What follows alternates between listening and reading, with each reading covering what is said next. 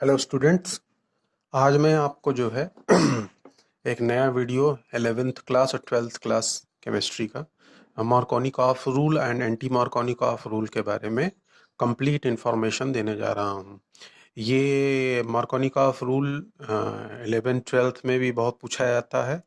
इसके एप्लीकेशंस भी मैं बताऊंगा और कंपटीशन में भी पूछा जाता है। तो वीडियो अगर अच्छा लगे तो प्लीज़ सब्सक्राइब करें और लाइक करें उसको। चलिए स्टार्ट करते हैं।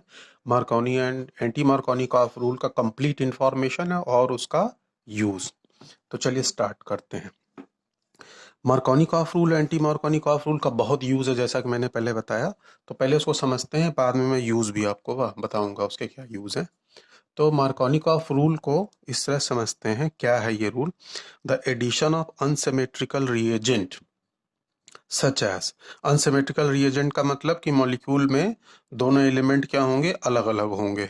तो the addition of unsymmetrical reagent such as H2O hydrogen halide और हाइपोहेलेस एसिड, जैसे HOCl है, HOBr है, टू अनसिमेट्रिकल एल्कीन, यानी कि किसी unsymmetrical reagent such as H2OH HOX to unsymmetrical alkene. मैंने एक एग्जांपल भी आपको दिखाया अनसिमेट्रिकल एल्कीन का।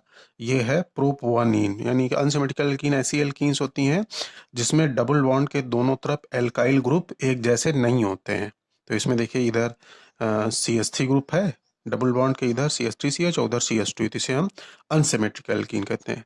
यानी मार्कोनिकॉफ रूल में unsymmetrical molecule such as add to unsymmetrical alkene, यही अनसिमेट्रिकल एल्कीन पर अनसिमेट्रिकल रिएजेंट H2OHX और HOX जो होता है वो यूज करना मार्कोनिकॉफ रूल के अंतर्गत आता है। यानी ये रिएक्शन मार्कोनिकॉफ रूल के अंतर्गत आती हैं।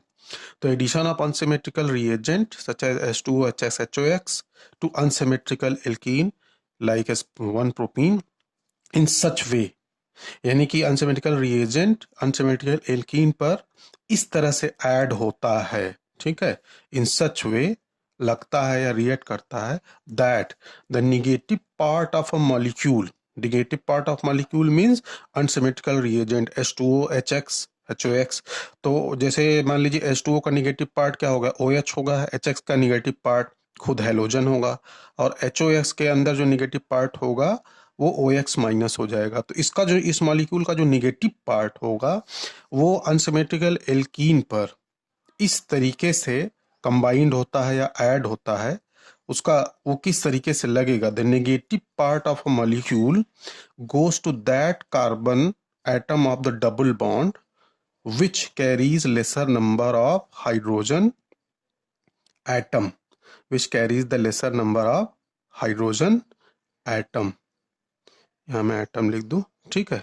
मतलब समझिए इसका कि जो अनसिमेट्रिकल रिएजेंट होते हैं, जैसे हेलोजन एसिड हो गया, वाटर हो गया है, और हाइपोहेलेस एसिड हो गए, वो किसी अनसिमेट्रिकल एल्कीन पर उसका जो अनसिमेट्रिकल रिएजेंट का जो निगेटिव पार्ट है वो अनसिमेट्रिकल एल्कीन के डबल बॉन्ड कार्बन के उस हाइड्रोजन के पास ऐड होगा, या डबली बॉन्डेड कार्बन के उस डबली बॉन्डेड कार्बन के पास जाएगा जिसके पास मिनिमम नंबर ऑफ हाइड्रोजन है, ठीक है। वो अभी हम इसको दिखाते हैं एग्जाम्पल में आपको कैसे होगा।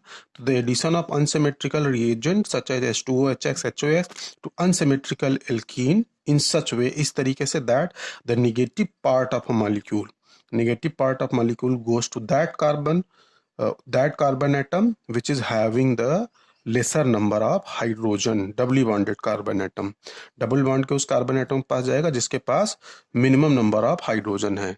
तो आइए इसके एक्सप्लेनेशन को, रूल को समझते हैं कि कैसे होगा, उससे आपको रूल बिल्कुल क्लियर हो जाएगा। जैसे मान लीजिए यही एग्जांपल मैंने 1 प्रोपीन लिया, वो एक अनसिमेट्रिकल एल्कीन है, और ये पहला नंबर कार्बन डाल दिया, ये कार्बन नंबर 2 हो गया, क्योंकि बात डबल बॉन्ड की हुई थी। तो डबल बॉन्ड पहले और दूसरे कार्बन पर है। एडिशन अनसिमेट्रिकल रिएजेंट का कर रहे हैं, तो हमने एक हेलोजन एसिड HBr ले लिया, HBr का एडिशन कराने जा रहे हैं इसमें हम। तो रूल क्या कह रहा है, the negative part of the halogen acid और अनसिमेट्रिकल रिएजेंट, ठीक है। तो negative part of the halogen acid और unsymmetrical reagent goes to that carbon, मैं रूल बता रहा हूं, that carbon of the double bond. तो डबल बॉन्ड कहाँ है, 1 और 2 कार्बन पर। तो negative part goes to that carbon of the double bond which is having the minimum number of hydrogen, जिसके पास कम हाइड्रोजन है। तो डबल बॉन्ड 1 और 2 पे देखिए, दूसरे वाले कार्बन पर एक हाइड्रोजन है और पहले वाले कार्बन पर 2 हाइड्रोजन है। तो इस अनसिमेट्रिकल रिएजेंट का नेगेटिव पार्ट कौन है? खुद हैलोजन। तो हैलोजन कहाँ आकर के लग जाएगा? हैलोजन आकर के लगेगा CH के पास, क्योंकि रूल क्या कह रहा है कि वो ऐड होता है मिनिमम नंबर ऑफ हाइड्रोजन पर। ठीक, अब इसका एक्सप्लेनेशन, इसकी मैकेनिज्म समझते हैं कि ऐसा क्यों होता है, ये रूल ऐसा क्यों कहता है। तो हमने देखी कि एल्कीन बना लिया। अब एल्कीन बनाने के बाद हम एडिशन किसका करा रहे हैं? HBr का करा रहे हैं। तो HBr चूंकि पोलर मॉलिक्यूल है, तो यहाँ से एक हाइड्रोजन आयन रिलीज होगा, जिसको कि हम प्रोटॉन भी कहते हैं।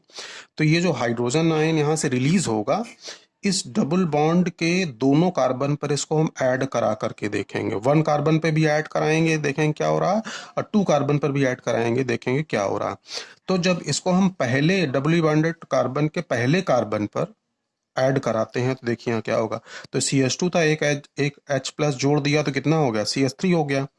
जब H प्लस के पास 0 इलेक्ट्रॉन था, तो एक इलेक्ट्रॉन उसको, मगर हाइड्रोजन को एक पेयर इलेक्ट्रॉन चाहिए, तो एक पाई बॉन्ड यानी एक पेयर ऑफ इलेक्ट्रॉन उसने पाई बॉन्ड के रूप में ले लिया। तो जैसे ही एक बॉन्ड पूरा यहाँ से शिफ्ट होगा, तो इस कार्बन, ये वाला जो कार्बन है वो इलेक्ट्रॉन डिफिशिएंट हो जाएगा। यहाँ डायग्राम में देखिए, ये वाला कार्बन क्या होगा? इलेक्ट्रॉन डिफिशिएंट हो जाएगा। तो अगर इलेक्ट्रॉन डिफिशिएंट होगा तो उसके ऊपर चार्ज कैसा आ जाएगा? पॉजिटिव चार्ज आ जाएगा। और सेंट्रल पॉजिटिव चार्ज कार्बन को क्या बोलते हैं? Carbonium ion. यानी कि इसकी मैकेनिज्म या एक्सप्लेनेशन कार्बोनियम आयन से एक्सप्लेन हो रहा। तो जब पहले कार्बन पर हमने हाइड्रोजन आयन को ऐड किया, तो यहाँ पॉजिटिव चार्ज के बगल वाले कार्बन पर आ गया और ये बना सेकेंडरी कार्बोनियम आयन। क्यों बना? क्योंकि इस पॉजिटिव चार्ज कार्बन से 2 sp3 कार्बन 2 एल्काइल ग्रुप लगा, इसलिए क्या कहलाएगा? Secondary carbocation.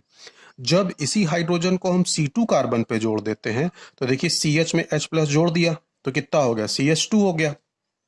तो उसके बगल, अब चूंकि ये पाई बॉन्ड पूरा ले लेगा H प्लस, क्योंकि इलेक्ट्रॉन तो है नहीं उसके पास कोई भी, स्टेबल होने के लिए एक पेयर इलेक्ट्रॉन पाई बॉन्ड के रूप में लेगा, क्योंकि पाई बॉन्ड कमजोर होता है इसलिए शिफ्ट कर गया।